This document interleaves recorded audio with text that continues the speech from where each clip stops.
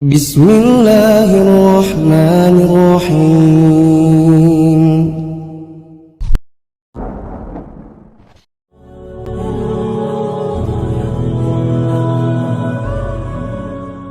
Assalamualaikum warahmatullahi wabarakatuh.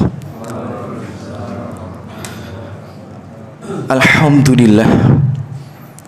Alhamdulillahilladzi waffaqana ala ta'atih wa arsyadana ila sabili rusdi. Segala puji hanya pantas kita panjatkan kepada Allah Jalla Jalaluh. Tidak bosan-bosannya, tidak henti-hentinya, selalu kita panjatkan kepada Allah. Karena Allah yang telah memberikan kita taufik sehingga kita dimudahkan dalam rangka untuk melaksanakan ketaatan-ketaatan kepadanya. Maka kita muji Allah, alhamdulillahirabbil alamin. Dan kita bersolawat, Allahumma salli wa sallim wa barik ala habibina al-mustafa Rasulillah Muhammad bin Abdullah wa ala alihi wa ashabihi wa man tabi'ahum bil huda ila yaumil qiyamah, amma ba'd. Thayyib. Ikhwati fillah, Bapak Ibu, saudara-saudariku semua, rahimani wa rahimakumullah. Kita lanjutkan kajian kita di kitab Shahih Fiqh Sunnah. Dan kita memasuki bab toharoh. Dan perlu kita ketahui Bapak Ibu, mengapa setiap kita membaca kitab fikih selalu bab pertama yang dibahas itu adalah bab toharoh. Mengapa? Karena urgensinya, karena pentingnya bab toharoh tersebut. Toharoh itu wajib dipelajari Bapak Ibu. Tapi terkadang kita meremehkannya. Banyak di antara kaum muslimin meremehkannya. Padahal bab toharoh itu wajib dipelajari. Sebagaimana dalam hadis dikatakan, ya, la tuqbalu sholah, tidak mungkin sholat kita ini diterima, ya, bigoiri tohurin, kecuali kita dalam keadaan suci. Bahkan ulama seringkali menyebutkan dalam kitab-kitabnya, salah satu sebab terbesar orang itu diazab di dalam alam kubur adalah karena dia jahil dalam perkara toharoh. Bahkan di neraka nanti ada orang diazab itu juga karena jahil dalam perkara toharoh. Rasulullah bersabda, wailulil aqabi minan nar, ada tumit kaki nanti dibakar di dalam neraka. Mengapa? Karena tumit kaki itu tidak dibasuh dengan benar, berwudunya dia tidak sempurna, maka diadab di dalam neraka. Hadis riwayat Bukhari dan Muslim. Dan banyak hadis-hadis yang lainnya yang menjelaskan hal tersebut. Maka hendaknya kita, ya, menerima seruan itu dengan baik, yakni seruan para ulama untuk memahami toharoh dengan sebaik-baiknya. Dan di pertemuan yang lalu kita masuk pembahasan macam-macam najis. Macam-macam najis ada berapa di pertemuan yang lalu? Ada catatannya? Ya, ada 12. Ya, jadi macam-macam najis itu ada 12. Kami sebutkan dengan cepat. Yang pertama kotoran manusia, yang kedua itu air kencing manusia, yang ketiga itu adalah madhi, yang keempat itu adalah wadi. Ya, madhi itu cairan yang keluar karena syahwat tapi tanpa pancaran. Ya. Wadi itu cairan yang keluar sebelum dan setelah buang air kecil. Kemudian yang kelima darah haid. Yang keenam kotoran hewan yang tidak dikonsumsi dagingnya. Nomor 7 air liur anjing. Nomor 8 daging babi, ya. Kemudian nomor 9 bangkai, kecuali bangkai ikan dan serangga. Yang nomor 10 bagian tubuh binatang yang masih hidup. Yang nomor 11 bekas jilatan hewan yang buas, tidak boleh dikonsumsi. Kemudian yang nomor 12 adalah bangkai atau daging hewan yang disembelih daging hewan yang disembelih sedangkan hewan tersebut tidak bisa dikonsumsi. Itu 12 macam-macam najis yang ulama hampir mayoritas setuju akan hal itu. Dan kita lanjutkan sedikit sebelum kita membahas materi utama kita pada pagi hari ini, yakni tata cara mensucikan najis. Jadi Bapak Ibu, ternyata tata cara mensucikan najis itu, ya, ini sedikit saya berikan spoiler ya, cuplikan ya. Jadi tata cara mensucikan najis itu Bapak Ibu, beda najis, beda tata cara mensucikan. Sama najisnya, beda kondisinya, itu juga beda tata cara mensucikannya. Makanya penting untuk belajar. Saya ulang sekali lagi, beda najis, beda tata cara mensucikan. Atau najisnya sama, kondisinya berbeda, beda juga tata cara mensucikannya. Makanya perlu kita belajar. Ya, dan tentu saja kita beragama itu menggunakan dalil, bukan prasangka. Tapi sebelum itu kita masuk macam-macam najis yang ulama berbeda pendapat. Kalau yang 12 itu mayoritas ulama, ya walaupun ada yang berbeda pendapat, tapi mayoritas ulama setuju akan hal itu. Kita masuk pada macam-macam najis yang ulama berbeda pendapat. Yang pertama adalah air mani.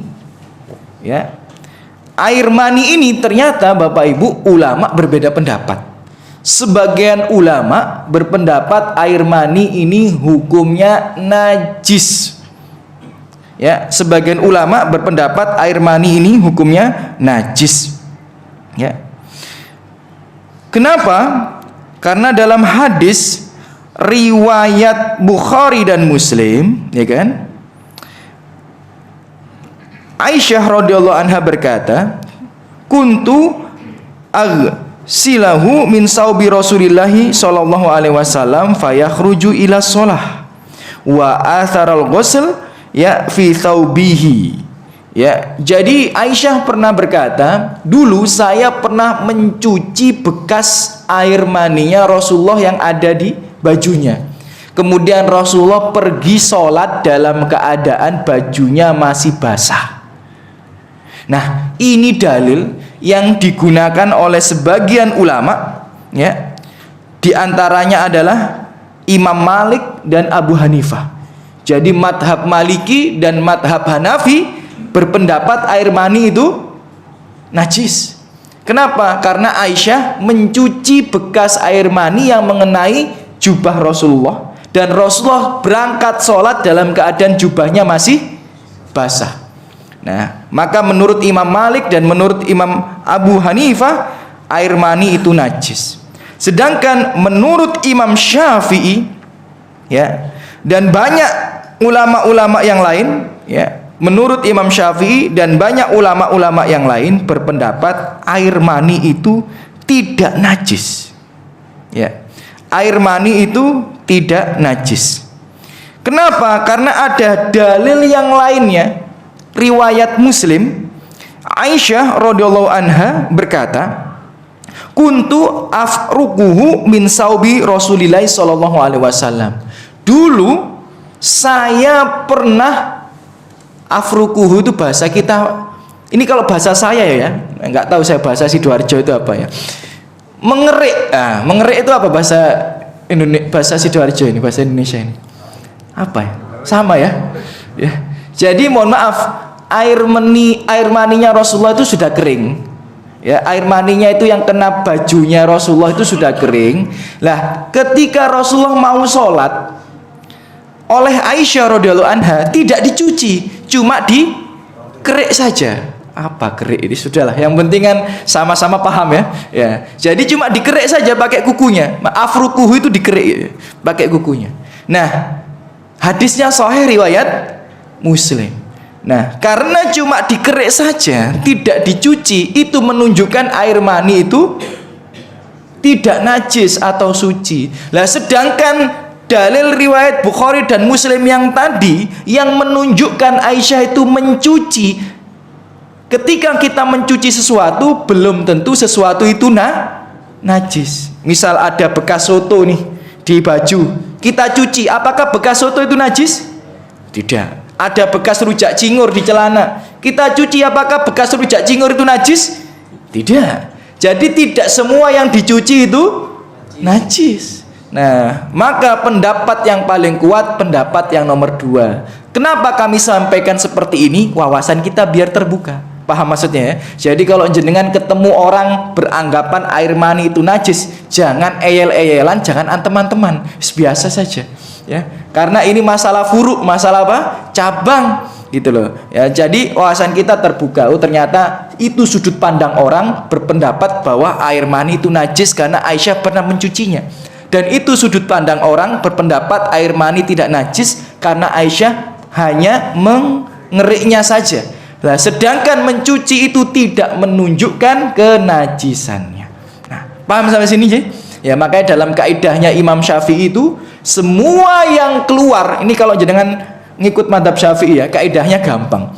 Semua yang keluar dari 2 jalan itu najis kecuali air mani. Nah, itu kaidahnya mazhab Syafi'i.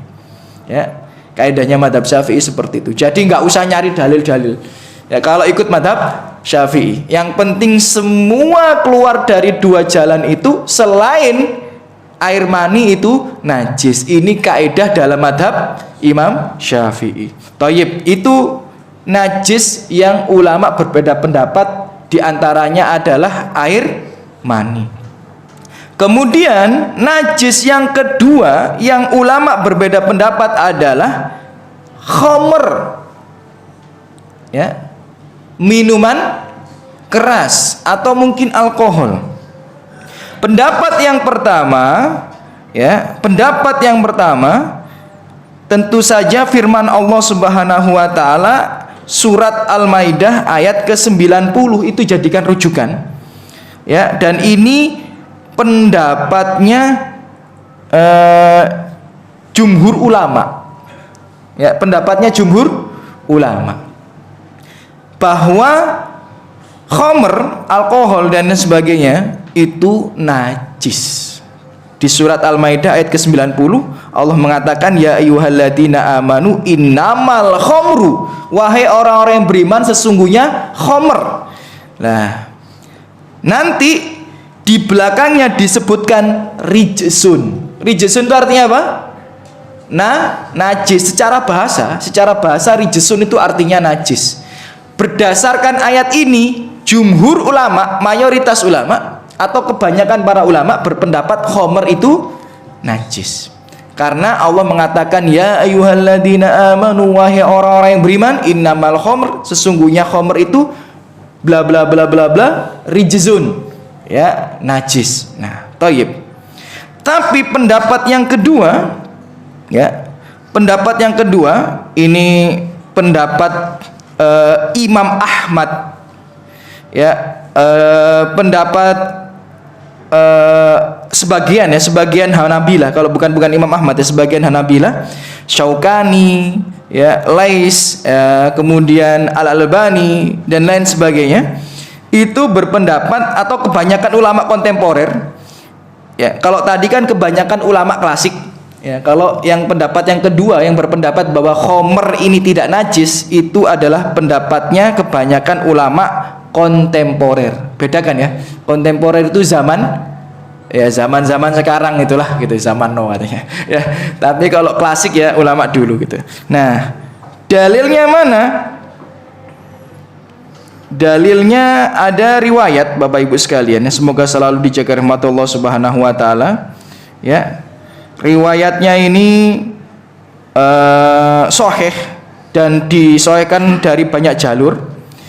Jenengan pasti ingat kisahnya ya, ketika turun ayat pengharaman khamr, ya, pasti jenengan ingat kisahnya. Orang-orang mengeluarkan semua khamr-khamr yang ada di rumahnya, ya kan, kemudian dituangkan di jalanan Madinah, sampai jalanan Madinah itu becek. Ya, pasti pernah dengar ya kisahnya ya. Nah, dari kisah ini kelompok ulama yang kedua berpendapat bahwa khamr itu tidak najis. Kenapa? Karena seandainya najis tidak mungkin kita buang di jalanan sampai jalanannya becek. Padahal jalanan itu adalah yang dilewati oleh kebanyakan kaum muslimin, bahkan menuju ke masjid. Mohon maaf ya. Logikanya, jika kita tahu itu najis, kita buang di jalan atau di tempat yang khusus? Tempat khusus. Kita tahu air kencing itu najis, tidak mungkin kita buang air kencing itu di jalan, karena khawatir nanti diinjak orang, ya kan? Khawatir nanti bisa menajiskan orang lain.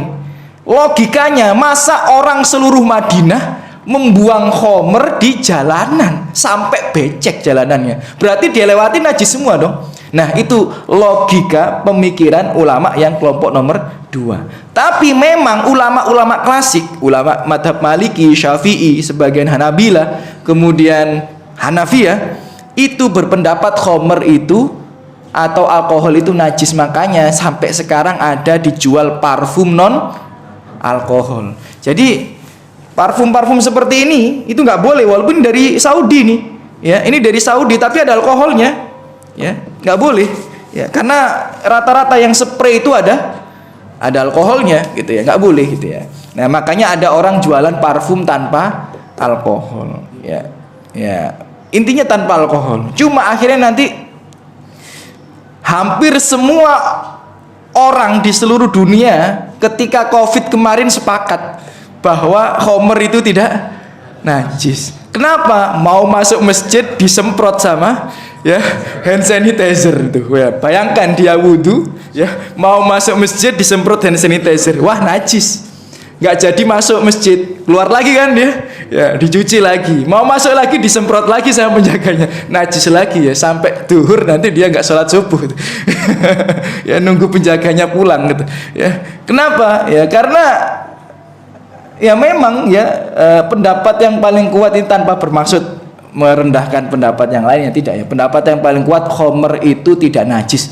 Lah, kata-kata najis di dalam Al-Qur'an, najis itu adalah maknawi, bukan zatiyahnya. Jadi maksudnya khomer itu najis itu dilarang untuk dikonsumsi, bukan najis secara zatnya. Toib, itu pendapat yang bisa kami sampaikan. Tentu saja ya kami harus memilih, tapi ya jenengan bolehlah memilih mana yang mungkin menurut jenengan paling kuat daripadanya. Tapi itu alasan kami memilih pendapat bahwa khomer itu tidak najis.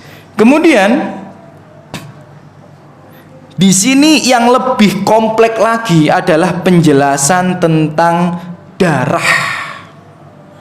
Nah, jika darah haid, kenapa tadi di 12 poin najis yang banyak ulama sepakat itu disebutkan darah haid?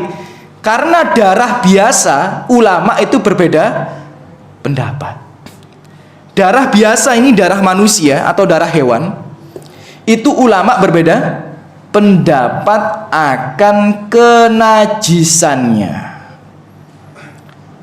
sampai pada 3 pendapat. Bahkan kalau kita bahas secara detail, penjelasan kenajisan darah ini bisa 1 jam sendiri. Saking banyaknya dalil-dalil yang dikemukakan oleh para ulama, saking banyaknya. Ulama ini dalilnya ini, dalil ini membantahnya seperti ini. Ulama ini dalilnya ini membantahnya seperti ini. Itu bisa 1 jam sendiri. Ya namanya ilmu gitu kan. Ya, harus ilmiah, tapi kan ya kita itu harus ilmiah. Jadi ulama berbeda pendapat terkait kenajisan darah. Jadi jenengan kalau nanti bertemu dengan orang wawasannya berbeda, enak gitu ya. Oh, jadi seperti ini gitu ya. Jadi bisa memaklumi dengan baik.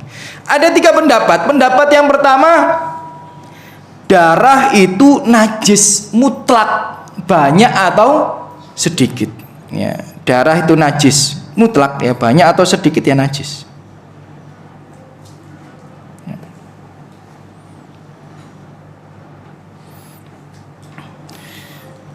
Ya, pendapat yang kedua, darah itu najis jika banyak di diampuni jika sedikit. Makfu itu dalam bahasa kita ya dimaafkan ya, atau diampuni, dimaafkan atau diampuni jika sedikit. Itu pendapat yang kedua. Nah, nanti kita sebutkan dalilnya secara ringkas saja ya, tidak perlu kita sebutkan semuanya. Dalil yang ketiga, tidak najis secara mutlak. Banyak sedikit dia tidak najis. Nah, thayyib. Dalil yang pertama ya. Dalil yang pertama, Bapak Ibu sekalian, semoga selalu dijaga rahmat Allah Subhanahu wa taala, firman Allah di surat Al-An'am ayat 145. Ya kan? Dikatakan di sana, audaman masfuhan, atau darah yang mengalir, aulahma khinzirin, atau daging babi, fa innahu rijsun, maka itu najis. Ini dalil dari pendapat yang pertama. Jadi banyak atau sedikit itu najis. Tapi ini pendapat yang paling lemah. Justru pendapat yang pertama ini pendapat yang paling lemah.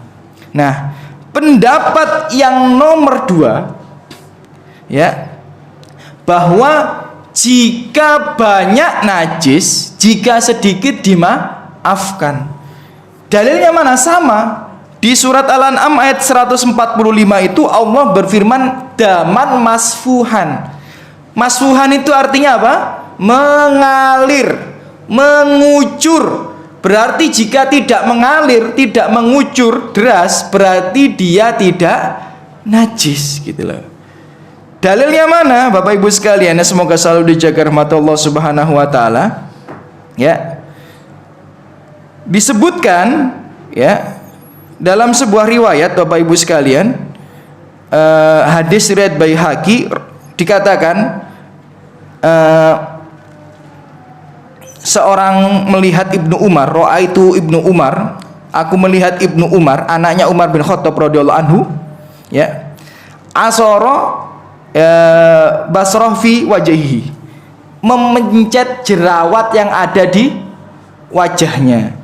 Fa kharaja syai' min damihi, kemudian keluar darah gitu loh. Kemudian fahakahu, cuma dilap saja sama dia. Baina asobiaihi, dengan apa namanya, jari jemarinya aja dilap seperti itu. Summa sholla walam yatawaddo, kemudian dia sholat dan tidak berwudu.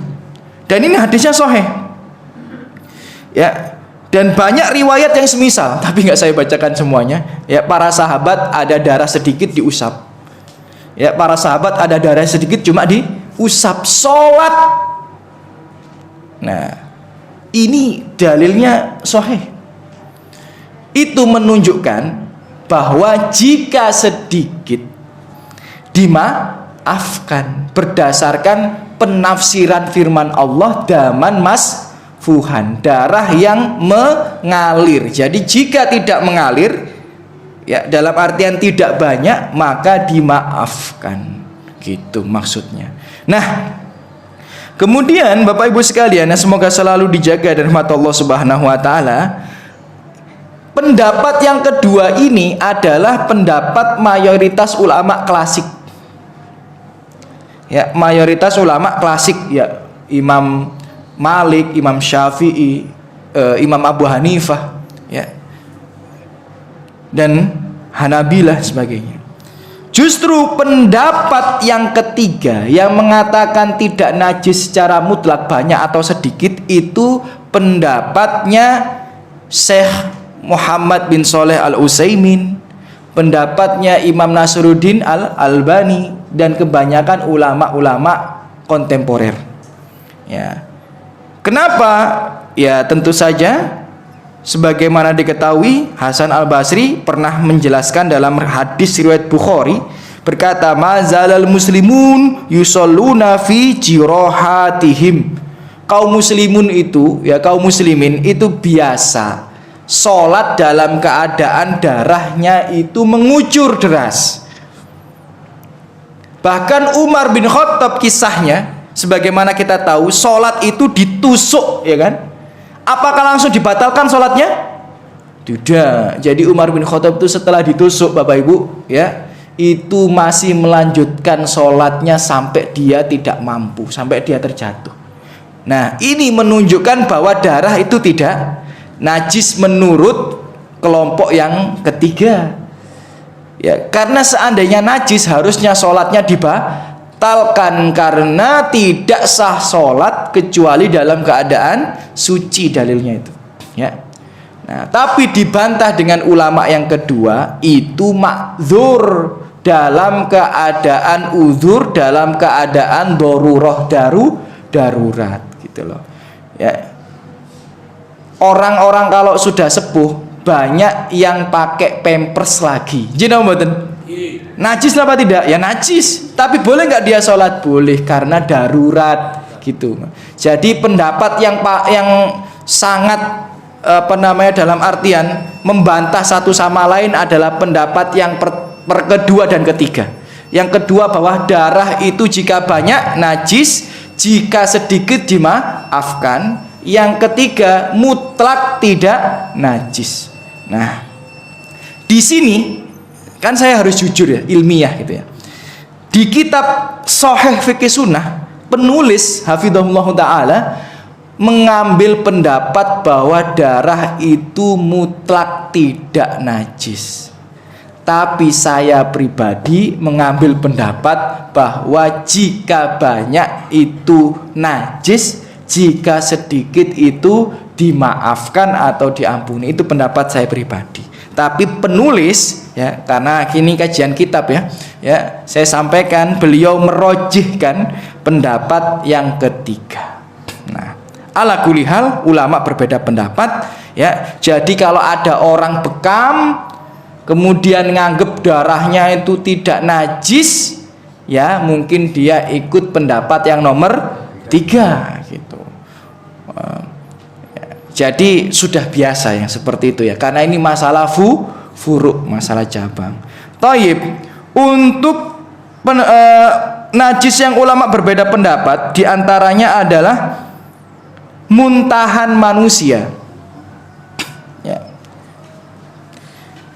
Muntahan manusia ini sebenarnya tidak perlu kita bahas secara detail ya. Langsung saja pada kesimpulan ya, bahwa pendapat yang paling rojih muntahan manusia ini tidak najis. Tapi ada sebagian ulama yang mengatakan najis dengan hadis riwayat Abu Dawud, dikatakan anak Nabi SAW qa'a fa aftara fatawaddo. Dulu Nabi pernah muntah, kemudian Nabi membatalkan puasanya, kemudian wudhu. Cuma itu dalil yang dijadikan rujukan. Jadi Nabi muntah, membatalkan puasanya, kemudian wudhu. Di sini sebagian kecil ulama berpendapat bahwa muntahan itu najis karena Nabi wudhu. Paham maksudnya ya? Nah, padahal orang wudhu itu belum tentu habis terkena najis, belum tentu ya. Nah, apalagi kaidahnya al aslu fil asya'i, hukum asal daripada sesuatu itu adalah suci, toharoh atau tohir, hatta yadulul dalil, sampai ada dalil yang menunjukkan ya kenajisannya. Ya, itu kaidah yang indah dari madhab Hanabilah. Jadi hukum asal sesuatu itu apa?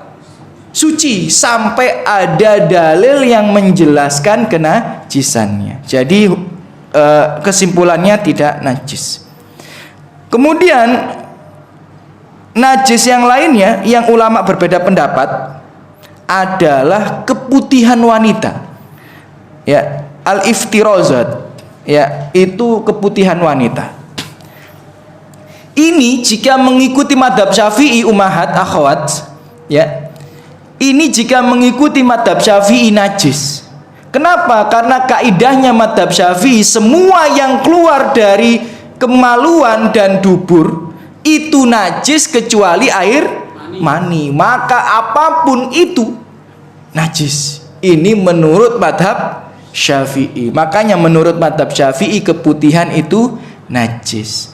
Sebaliknya menurut mazhab Hanabilah keputihan itu tidak najis.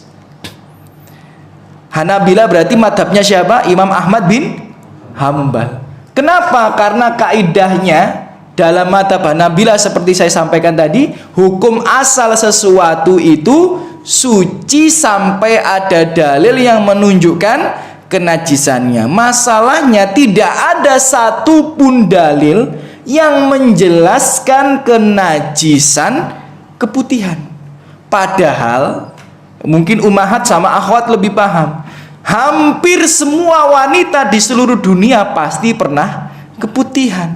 Apalagi keputihan itu adalah salah satu tanda sucinya wanita dari siklus haid. Wanita itu kalau suci dari haid, salah satu tandanya adalah keluar keputihan. Wanita ini kalau suci dari nifas, salah satu tanda sucinya adalah keluarnya keputihan. Wanita ini kalau sakit, ya itu juga sering keluar keputihan. Kecapean itu juga keluar keputihan. Ada bakteri itu juga keluar keputihan. Ini mohon maaf ya kalau pembahasannya agak saru ya, tapi innallaha la yastahyi minal haq. Allah tidak malu dalam menjelaskan kebenaran. Jadi dalam mazhab Syafi'i najis. Ya, dalam mazhab Imam Ahmad bin Hambal tidak najis. Bayangkan logikanya ulama-ulama Hanabilah adalah seperti ini. Kan keputihan ini sudah ada dari zamannya sebelum Rasulullah Shallallahu Alaihi Wasallam dan umum terjadi pada wanita. Tidak mungkin Rasulullah meninggalkan penjelasannya jika itu adalah najis, gitu loh. Padahal setiap wanita pasti keputihan. Jika keputihan itu najis, pasti sudah ada dalil yang menjelaskan tentang kenajisan keputihan tersebut. Nah itu perbedaan ulama, gitu ya. Jadi kita lebih enak gitu ya, jika melihat wawasan itu lebih luas, lebih terbuka dan sebagainya. Tapi ini ilmiah, karena ilmiah sesuai dengan kitab. Saya sampaikan pendapatnya penulis hafidhahullah, dan saya condong ke pendapatnya penulis. Cerdas beliau, masya Allah, cerdas. Beliau berpendapat seperti ini. Ya, beliau mengambil kesimpulan jika keputihan itu keluar tidak dikarenakan syahwat, tidak najis. Cerdas beliau. Tapi jika keputihan itu keluar dibarengin dengan syahwat, maka najis. Kenapa? Karena beliau ini ya memiliki logika. Karena jika keluar dibarengi dengan syahwat, dikhawatirkan keputihan itu bercampur dengan madhi, maka hukumnya najis. Tapi jika tidak keluar dibarengin dengan syahwat, tidak najis. Nah ini pendapat beliau yang mungkin sangat-sangat menjadi solusi bagi ummahat dan akhwat untuk menghukumi terkait keputihan itu. Jika dibarengi dengan syahwat maka najis. Jika tidak dibarengi dengan syahwat tidak najis. Nggak perlu khawatir ya. Taib. Kita masuk ke Bapak Ibu sekalian, semoga selalu dijaga rahmat Allah Subhanahu wa taala. Tata cara mensucikan najis ya. Cukup di situ ya, macam-macam najis yang ulama berbeda pendapat ya. Kita masuk tata cara mensucikan najis, ini sangat penting karena kami ulang sekali lagi, beda najis ya, sama-sama najis tapi beda jenis. Tata cara mensucikannya berbeda. Air kencing najis apa tidak? Najis. Air liur anjing najis apa tidak? Beda apa tidak cara mensucikannya? Beda. Nah, air kencing ada di masjid dengan air kencing di latar, sama-sama air kencing, tata cara mensucikannya beda. Maaf ya, kotoran kucing di halaman masjid dengan kotoran kucing di bawah alas sandal dan sepatu kita, sama-sama kotoran kucing, beda kondisi, beda tata cara mensucikan. Ini terkadang orang-orang, mohon maaf ya, tidak paham akan hal ini. Jadi tolong dipahami baik-baik ya. Beda najis, beda jenis najis, beda tata cara mensucikannya. Sama-sama jenis najisnya, beda kondisinya, juga beda tata cara mensucikannya. Ya. Yang pertama dulu, ya, tata cara mensucikan pakaian dari darah haid. Tathiru as-saub min damil haid. Ya, tata cara mensucikan pakaian dari darah haid. Bagaimana tata caranya? Tentu saja hadis riwayat Bukhari dan Muslim. Jadi yang dimaksud darah haid ini Bapak Ibu adalah darah yang ada volumenya. Bagaimana jelaskannya? Darah yang ada zatnya, kelihatan gitu. Misal menggumpal, ya.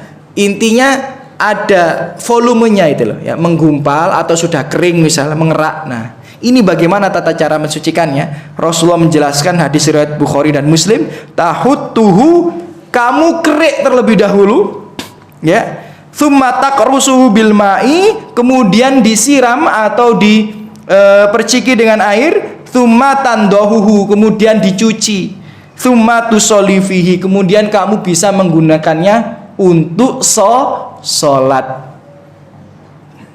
Jadi ummahat akhwat, jika ada darah haid mengenai pakaian, tidak boleh langsung dicuci bareng pakaian yang lain. Nah, najis semua ini nanti.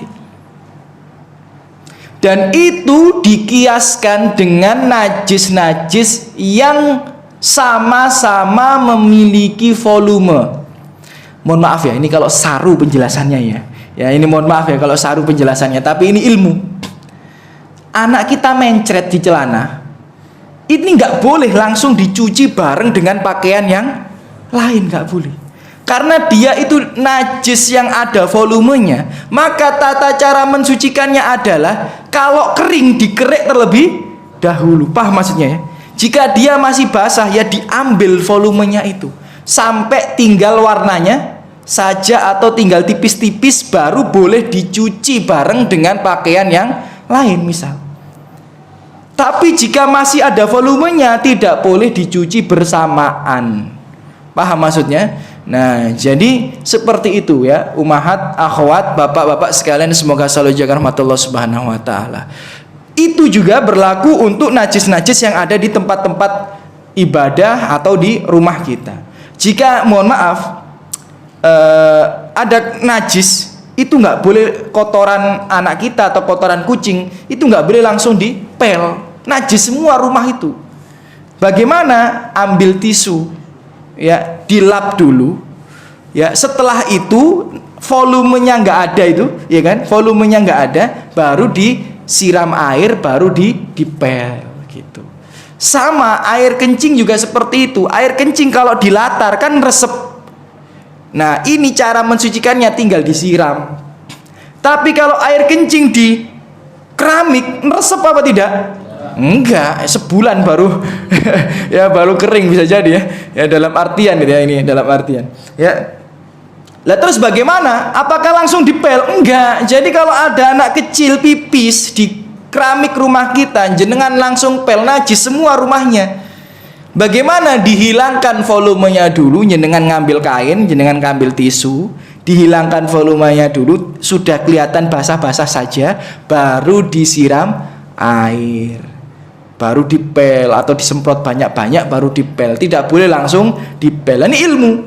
Jadi najis yang ada volumenya dihilangkan dulu volumenya, baru dicuci. Itu kaidahnya. Nah, kemudian di sini ada pertanyaan, bagaimana seandainya masih ada warnanya? Ya. Masih ada warnanya gitu ya. Kemudian ini ada hadis yang sama juga, dia sahih riwayat Bukhari dan sebagainya juga. Dikatakan para sahabat wanita pernah bertanya pada Rasulullah, ya, pakaian yang kena darah haid sudah disucikan masih warnanya ada merah-merah.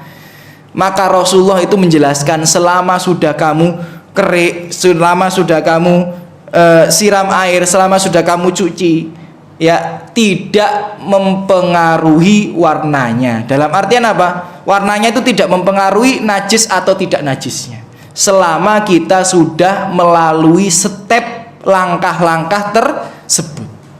Paham maksudnya ya?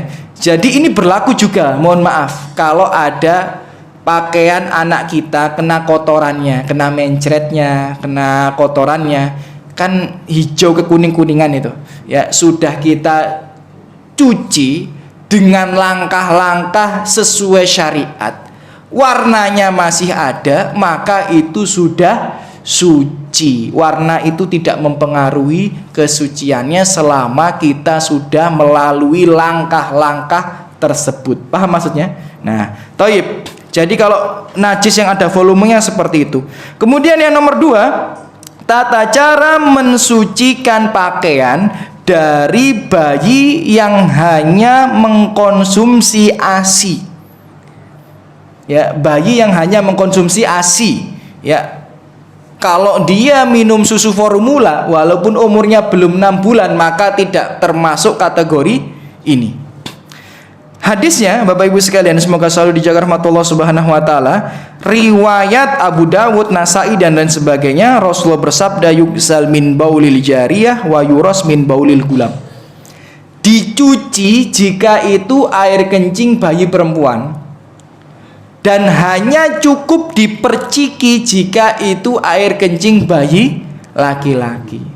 Jadi kalau anak kita ini perempuan, ya, ngompol tembus ke pakaian kita, ya kan, maka harus dicuci sebagaimana air kencingnya orang dewasa.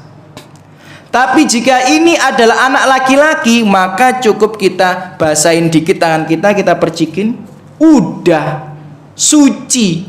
Jadi mohon dipahami baik-baik, air kencing bayi laki-laki yang hanya mengkonsumsi ASI ibunya itu najis apa tidak?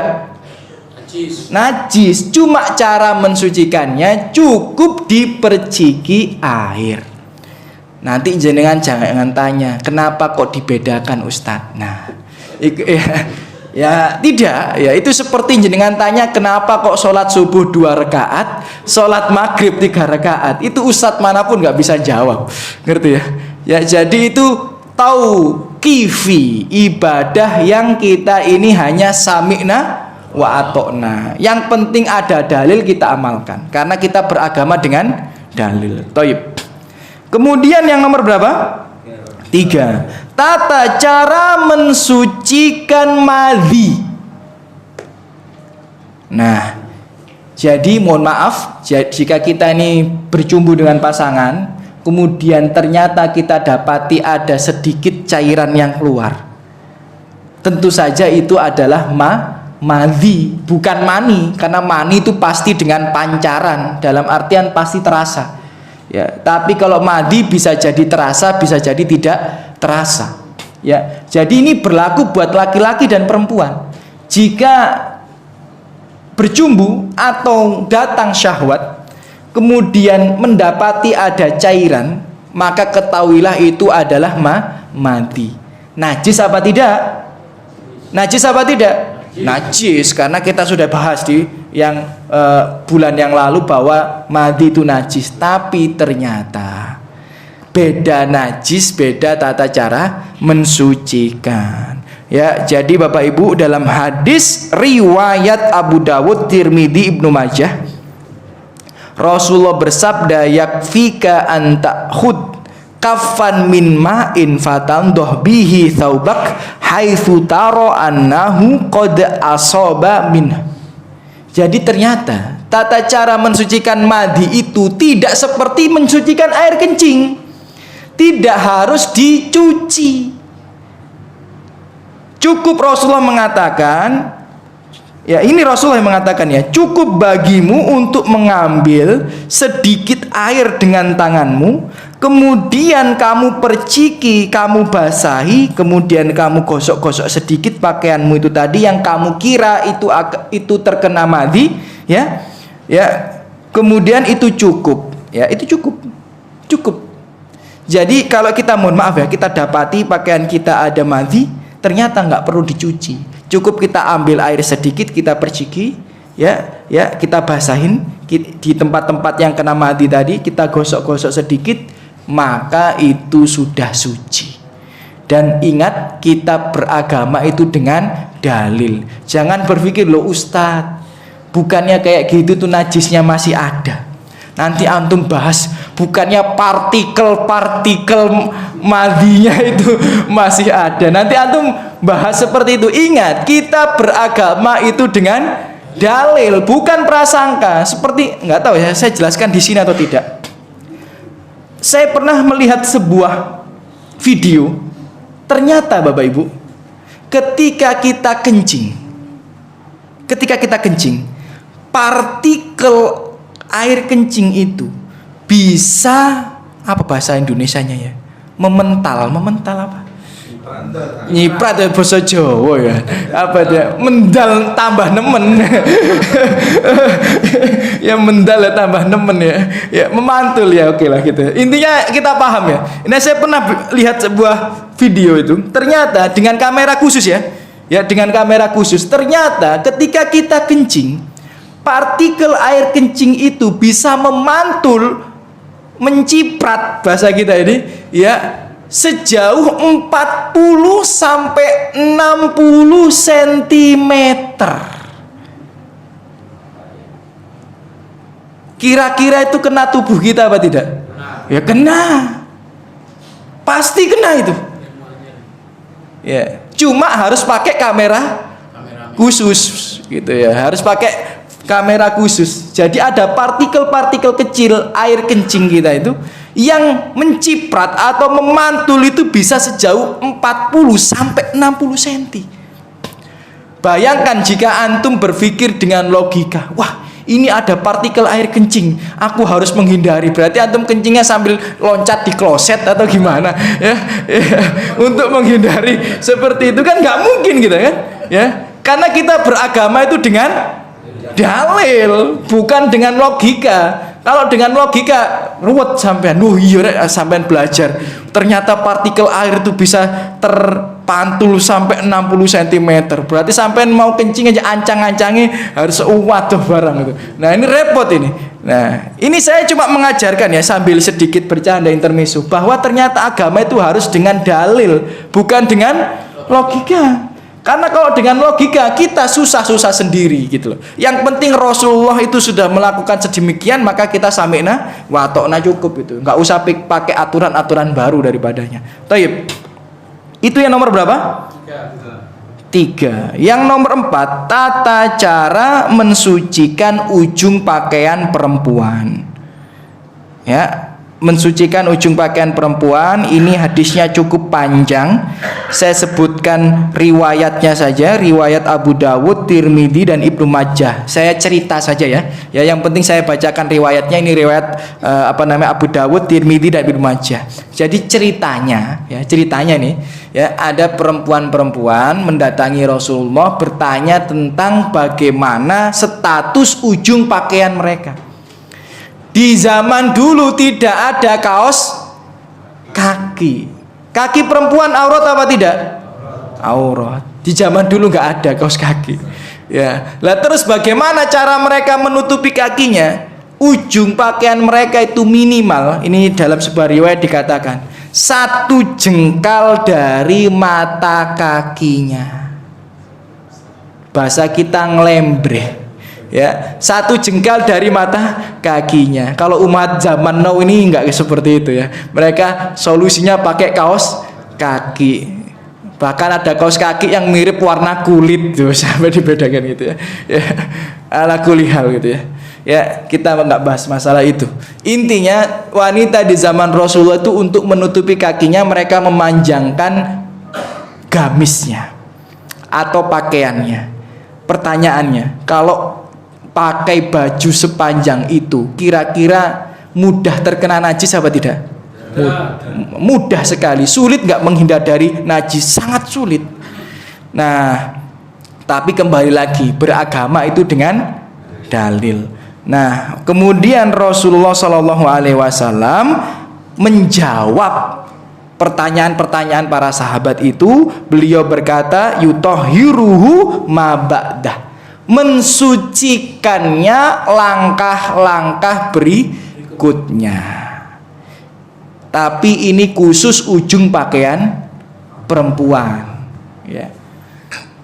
Ya, jadi jika ini ditarik kias ke ujung pakaian laki-laki tidak bisa, ya, nggak bisa gitu ya.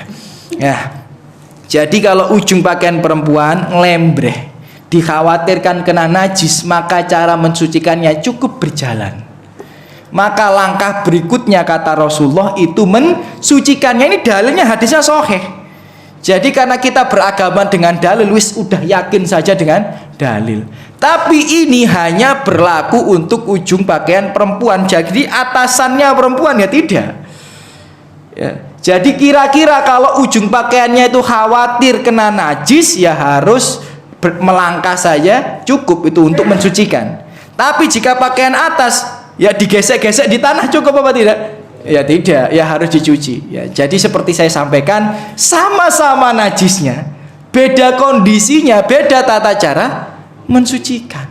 Kan di sini kan kena air kencing di tangannya pakaian perempuan dengan kena cipratan air kencing di ujung pakaiannya perempuan yang di bawah. Kan sama, tapi tata cara mensucikannya beda. Kalau ujung pakaian tinggal jalan, kalau atas ya harus dicuci. Nah, itu makanya penting untuk belajar. Ya, terkadang kita itu susah karena belum belajar. Ya, justru ilmu itu memudahkan kita dalam aktivitas sehari-hari. Lanjut, nomor 5. Tata cara mensucikan najis di alas sandal atau sepatu. Ya, alas sandal atau sepatu berarti bagian bawah. Nah, Rasulullah bersabda, hadis riwayat Abu Dawud berkata, "Idza jaa ahadukum al masjid falyuqallib na'laihi wal yangdur fihima." Jadi di zaman Rasulullah masjidnya itu tidak seperti ini. Ada keramiknya, ada karpetnya, tidak. Di zaman Rasulullah masjidnya terbuat dari apa? Tanah. Dan sunnahnya itu memang sholatnya pakai apa? Sandal dan sepatu. Coba, nggak ada yang mau nyoba ngamalin sunnah di Langgar Kidul tuh. Ya, loh ini beneran ini ya. Sunnahnya itu memang ya sholat tuh pakai sandal dan sepatu. Makanya jenengan sesekali kalau safar atau bagaimana itu sholatnya pakai sandal dan sepatu. Ya, tapi jangan di sini. Ya, nanti jenengan pakai sandal, pakai sepatu kemudian ini mengamalkan sunnah. Jarine Ustaz Armedi, walah repot ini. Ya, dikeplak sama takmirnya sampean ya. Ya, jadi tapi memang sunnahnya seperti itu. Ya. Tapi kita kembali lagi ke hadis itu. Di zaman Rasulullah kan luar dengan area masjid ya. Bagian dalam itu sama-sama terbuat dari tanah. Maka Rasulullah mengatakan kalian itu kalau mau masuk masjid hendaknya dibalik dulu sandal atau sepatunya, kemudian dilihat. Nah, kemudian Rasulullah mengatakan fa in ro'a khobathan, jika kalian melihat di alas kaki, alas sepatu atau alas sandal kalian itu ada najisnya, fal yamsahu bil ard, cukup digosok-gosokkan di tanah. Tsumma la liyusalla fihima atau liyusolli fihima, kemudian hendaknya dia sholat menggunakan dua sandal atau dua sepatu tersebut. Jadi bagaimana? Najis itu kalau adanya di sandal bagian bawah, sepatu bagian bawah, ternyata nggak harus dicuci. Dan dalilnya sahih, cukup digosok-gosokkan saja. Belum. Nanti pertanyaannya nanti di sesi tanya jawab ya. Jenengan hafal dulu ya. Mohon maaf ya. Nanti biar nggak terpotong penjelasannya ya. Jadi ini hadisnya seperti itu. Jadi digosok-gosok saja ke tanah ya. Digosok-gosok saja ke tanah, kita lihat sudah nggak ada, maka sudah suci. Nggak usah jenengan pakai kaca pembesar, pakai mikroskop. Oh masih ada kotorannya, nggak perlu. Yang penting jenengan gosok-gosok sudah kelihatan nggak ada kotorannya, maka sudah suci. Karena beragama itu dengan dalil, bukan dengan prasangka. Cukup. Nah, kemudian nomor ya. Itu berlaku untuk alas, sandal dan sepatu ya, bukan atasnya loh ya. Alasnya loh ya ini ya, alasnya ya. Karena kalau dengan letterlek dalil itu yang dimaksud cuma alasnya saja. Baik. Kemudian yang nomor 6, tata cara mensucikan peralatan dapur jika dijilat anjing. Hadisnya riwayat Muslim. Rasulullah mengatakan tuhuru ina'i ahadikum, tata cara mensucikan peralatan dapur kalian itu idza walagha fihil kalba, jika dijilat anjing, ayyaghsilahu, agar dicuci sab'a marotin 7 kali, ulahunna biturab, yang pertama dengan tanah. Jadi dicuci 7 kali, pertama dengan tanah, 2, 3, 4, 5, 6, 7 dengan air. Seperti itu tata caranya ya, itu jika dijilat anjing atau kena air liur anjing. Nomor 7, tathiru jild al-maitah bidziba, tata cara mensucikan kulit bangkai ya, kulit bangkai. Kambing jika disembelih, sapi jika disembelih, itu kan bukan menjadi bangkai, paham maksudnya ya? Jadi itu namanya hewan sesembelihan. Jadi kulitnya itu ya sudah suci karena disembelih. Pertanyaannya, jika sapi itu, kerbau itu, kambing itu, kelinci itu mati bukan karena disembelih, boleh tidak kita manfaatkan kulitnya? Masih ingat jenengan tentang pembahasan daging ya, tentang pembahasan bangkai, bahwa yang dimaksud bangkai itu dagingnya sama darahnya. Kulitnya itu tidak najis, tanduknya tidak najis, bahkan sebagian ulama berkata tulangnya tidak najis. Syaratnya apa? Dipisahkan dari daging, darah, dan kelenjar lemaknya. Jadi bangkai sapi itu, Bapak Ibu, itu masih bisa dimanfaatkan kulitnya, disucikan kulitnya walaupun dia bangkai. Dengan cara apa? Dibak bahasa kita apa ya? Samak ya. Orang samak kulit itu berarti memisahkan kulit dari daging dan kelenjar lemak hewan itu. Jadi kalau sudah dipisahkan maka dia jadi suci. Tapi ulama berbeda pendapat apabila hewan itu hewan yang tidak boleh dikonsumsi. Paham maksudnya? Bangkai sapi ulama sepakat, kulitnya disamak sudah jadi suci. Sepakat ulama ini. Ulama yang berbeda pendapat itu adalah misal kulit ular, kulit buaya, bukan buaya darat ya, kulit buaya ya. Ini jika disamak suci apa tidak? Ulama beda pendapat. Makanya dalam mazhab Syafi'i sabuk kulit ular itu nggak boleh, tas kulit buaya itu nggak boleh, sepatu itu nggak boleh. Karena dalam mazhab Syafi'i ya, hewan yang tidak boleh dikonsumsi walaupun dia itu sudah disamak kulitnya maka tetap tidak boleh dimanfaatkan. Tapi menurut madhab yang lainnya boleh. Maka daripada itu sebagian syekh mungkin ada yang gespernya itu dari kulit ular, dari kulit buaya gitu ya. Bahkan kita tahu ya, public figure kita ini tasnya itu dari kulit buaya putih misalnya.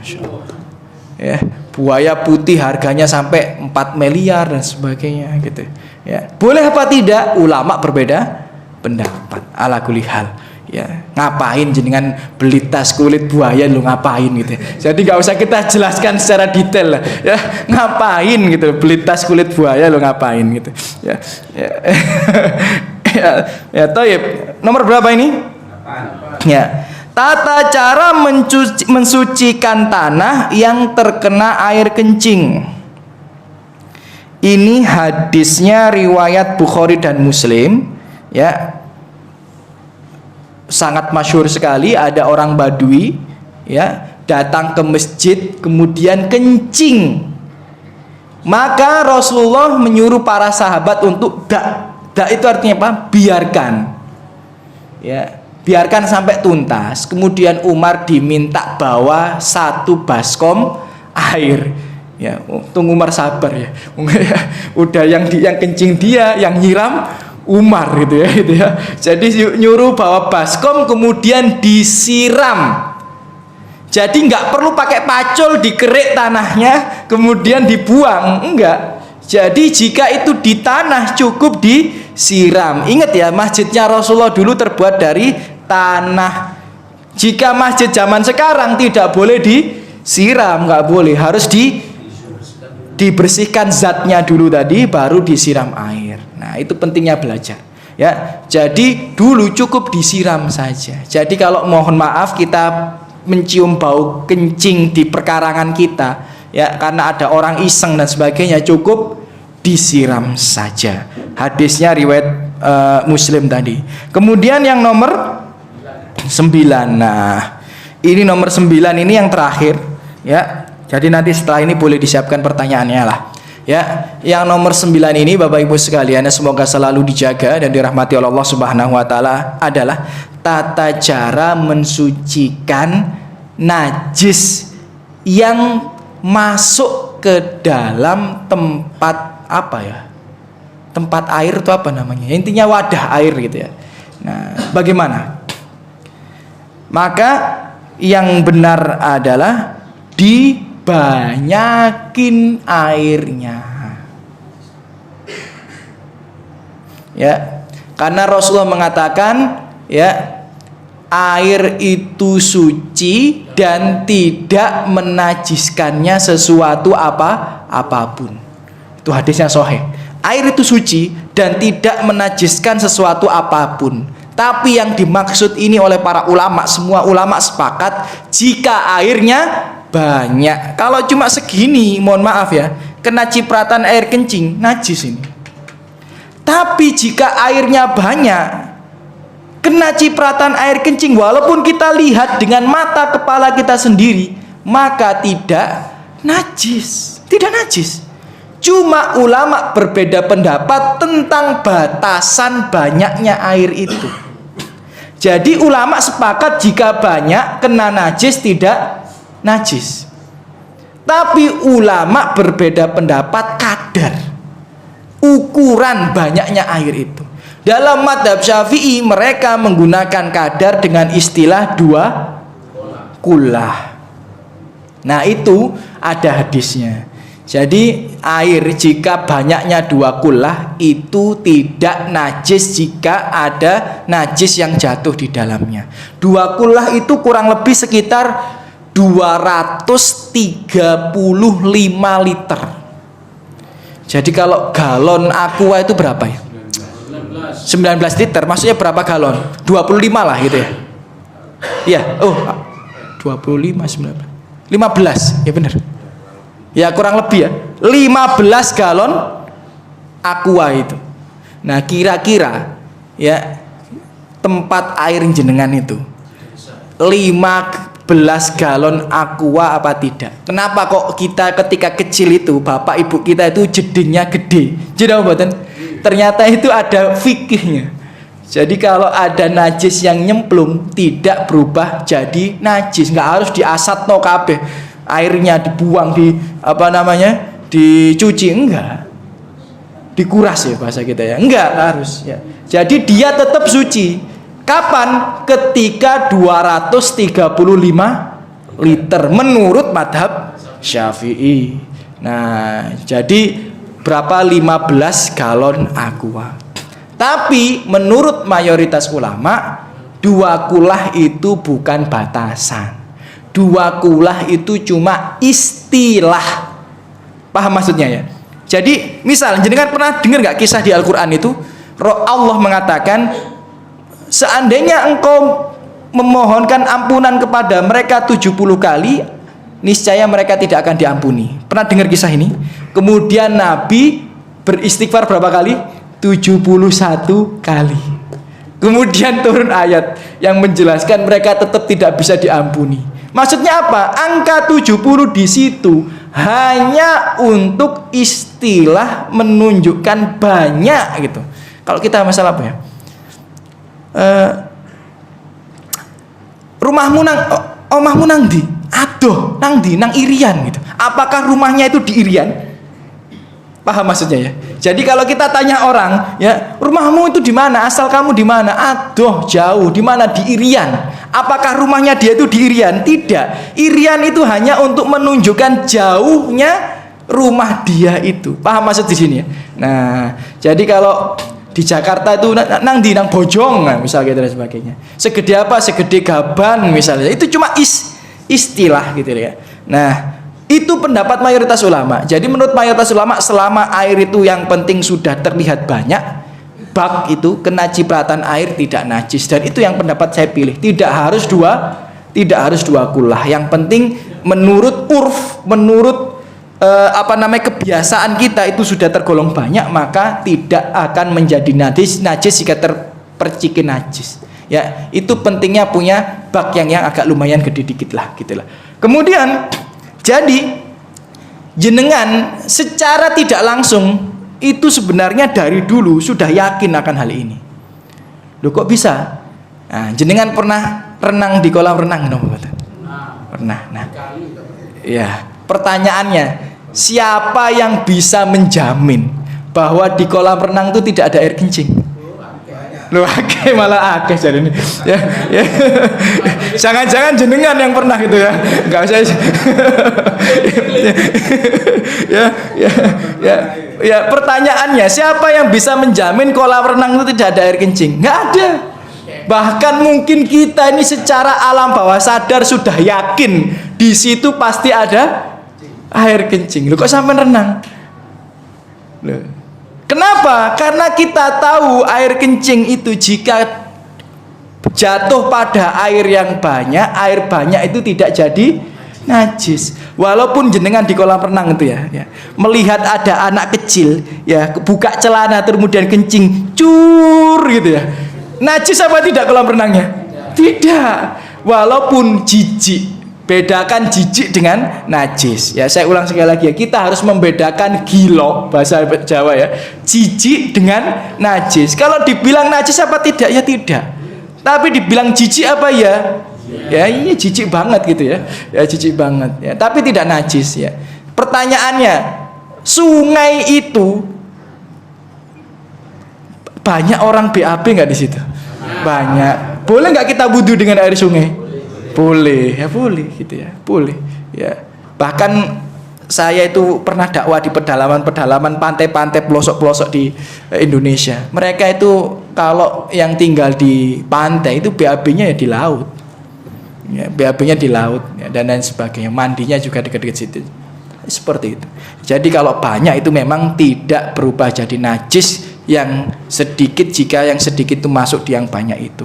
Thayyib. Itu tata cara mensucikan najis, dan insya Allah ya nanti di pembahasan berikutnya ini sangat penting dan aplikatif karena kita akan membahas tentang istinja dan istijmar. Ini penting lagi ya, karena bahkan kita lakukan setiap hari ya. Istinja itu apa?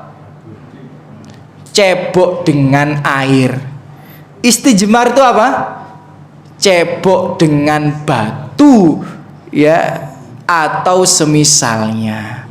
Nah, ini penting untuk dipelajari. Ternyata ada tata caranya dan ternyata ada beberapa syarat yang harus dipenuhi daripadanya yang mungkin banyak di antara kita tidak paham. Misal ini ya, saya kasih spoiler biar kita semangat belajar lagi di pertemuan berikutnya. Banyak di antara kita berpikir bahwa selama ada air tidak boleh cebok pakai tisu, iya apa tidak? Banyak di antara kita berpikir seperti itu. Ternyata itu salah. Ternyata istinja dan istijmar itu pilihan. Jadi seandainya ini ada air, ini ada tisu, boleh kita pilih tisu, gak ada masalah. Jadi istinja dan istijmar itu pilihan. Beda dengan wudhu dan tayamum, itu bukan pilihan. Wudhu dan tayamum itu, tayamum adalah opsi kedua jika tidak memungkinkan untuk berwudhu. Jadi tidak boleh kita tayamum selama masih memungkinkan untuk berwudhu. Jadi jenengan kalau tayamum di bis, di kereta, nggak sah itu sholatnya, nggak sah. Jadi selama ini jenengan kalau di pesawat tayamum, di bis tayamum, di kereta tayamum, nggak sah sholatnya. Kenapa? Karena Allah berfirman, fa'ilam tajidu ma'an, kalau kalian tidak mendapati air, fatayam mamu, maka bertayamumlah. Pertanyaannya, ada air nggak di kereta? Jangankan buat wudhu, buat mandi junub lo ada. Kok jangan tanya buat wudhu, buat mandi junub itu bisa di kereta itu. Nah itu tidak sah tayamum kita. Kenapa? Karena tayamum adalah opsi ketika wudhu tidak bisa dilakukan. Berbeda dengan istijmar, bercebok, intinya cebok lah ya. Cebok menggunakan batu atau semisalnya, itu pilihan. Walaupun ada air, kita pakai tisu nggak apa-apa. Ya, ini yang penting kita pelajari. Ternyata selama ini kita salah kaprah akan hal itu. Selama ini malah kebalik. Kita tayamum padahal masih memungkinkan untuk berwudu. Kita merasa tidak boleh pakai tisu ya karena masih ada air, padahal boleh. Ya, walaupun ada air, walaupun air satu banjir, walaupun banjir itu ya, kita dalam kondisi banjir ya, cebok pakai tisu nggak masalah. Itu nanti kita bahas di pertemuan yang akan datang, karena ini aplikatif, langsung kita amalkan dalam kehidupan kita sehari. Ya, saya mohon maaf sebesar-besarnya. Ya. Semoga yang hadir di sini balas Allah Subhanahu Wa Taala dengan sebaik-baiknya balasan. Allah angkat derajatnya, Allah limpahkan rahmat rezekinya, Allah mudahkan melunasi hutang yang belum bisa melunasi hutangnya. Kok buanter jenengan. Semoga diangkat masalah, penyakit, musibah ini pada dirinya dan keluarganya. Ya, diberikan taufik, dimudahkan dalam ketaatan, diberikan hidayah di atas kebenaran untuk senantiasa terus berada di atas kebenaran. Dan semoga diberikan husnul khotimah dan dikumpulkan di surga Allah Subhanahu Wa Taala. Amin ya rabbal alamin. Kita tutup dengan doa kafatul majelis. Subhanakallahumma bihamdika asyhadu an la ilaha illa anta astaghfiruka wa atubu ilaik. Assalamualaikum warahmatullahi wabarakatuh.